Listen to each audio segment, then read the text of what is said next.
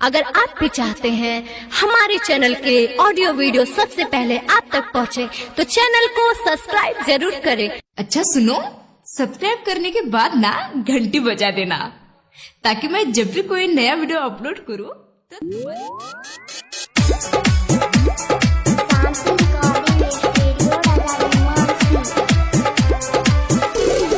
कोमल के प्यार में छगियल मुसाफी, कोमल के प्यार में छगियल मुसाफी, छनी से हाथ वाला के कोई दल कह दी।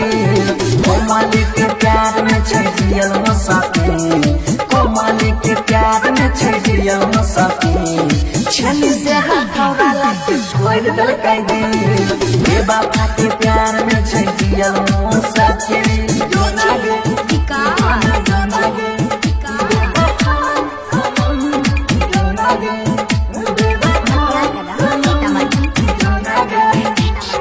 देखो रजइया के लागै नहीं छै लाज रे, दोसरा से शादी करे चहल दलकै आज रे।